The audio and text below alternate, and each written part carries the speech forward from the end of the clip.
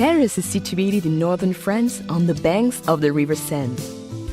With a population of over 12 million people, the French capital is at the heart of the Île-de-France region. Paris earned her name the City of Light during the Age of Enlightenment, when many visionary ideas were born. It is a light that has remained undimmed and which now attracts 42 million visitors a year, making Paris the most visited city in all the world.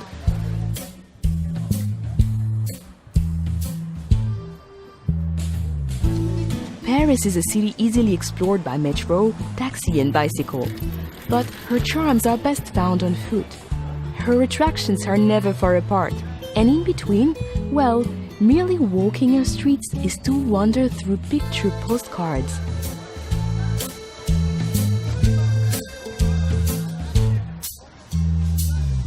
The engine room of Paris is La Défense. This modern business district, filled with light and art, is testimony that Paris is designed for living, even when at work. From the futuristic Grand Arche at La Défense, the 6-mile-long historic axis of Paris leads us back into France's grand past. The Arc de Triomphe, built by Napoleon, rises from the center of Place Charles de Gaulle and offers commanding views of the 12 grand avenues which radiate outwards like a star. From the Arc de Triomphe, the Champs-Élysées continues along the historic axis. This grand avenue is where Parisians come to dine, shop, enjoy the theater, and to celebrate life. Gradually opening into formal gardens and majestic buildings, the Champs-Élysées merges into the largest square in Paris, the Place de la Concorde. Just a short stroll away is the world's greatest treasure house of art, the Musée du Louvre. Once a 14th century palace, today the Louvre is the most visited art gallery in the world. With over 35,000 artworks, her most famous residents are the Mona Lisa and the Venus de Milo. But be warned, this collection of priceless artworks and antiquities is simply too vast to explore in just one day. Not far from the Musée du Louvre stands the Centre Pompidou, displaying the largest collection of modern art in Europe. Parisians are still debating whether this radical design is the vision of a madman or a genius. Notre-Dame Cathedral is situated on Île de la Cité, a natural island in the River Seine. Completed in 1345, this Gothic masterpiece, with her flying buttresses and gargoyles, has played center stage to some of the defining moments of French history and literature.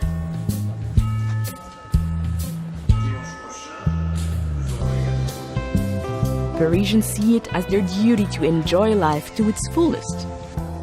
The Luxembourg Gardens, with its Grand Bassin, fruit groves, and over 100 statues and fountains, is the ideal place to grab a deck chair and play the Parisian at rest. Nothing says Paris like the Eiffel Tower.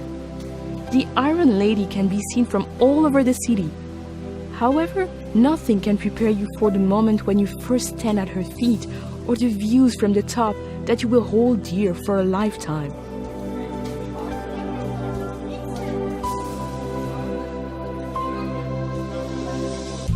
Looking north, the city rises into the hillside neighborhood of Montmartre. Once the artistic center of Paris, her twisting streets and narrow lanes were at one time the home of Picasso, Dali, and Van Gogh. They are the perfect place to lose yourself and discover those special Parisian moments. But you can never be lost for long in Montmartre. As long as you head upwards, you'll eventually come to a gleaming white crown, Sacré-Cœur Basilica.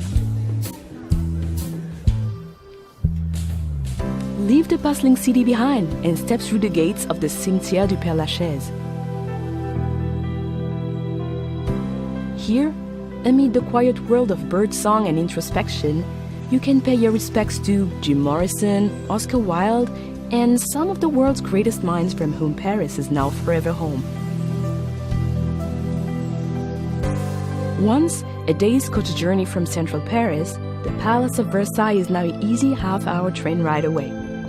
This magnificent 17th century chateau welcomes everyone, from heads of state to backpackers.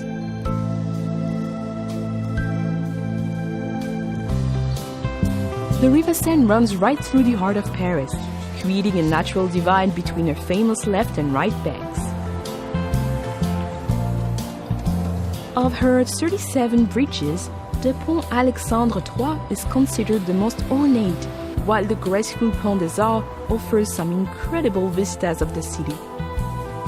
Artists and photographers gather here to capture the light, while lovers attach padlocks to the railings, as if to say, "This is Paris. Now we are Paris too."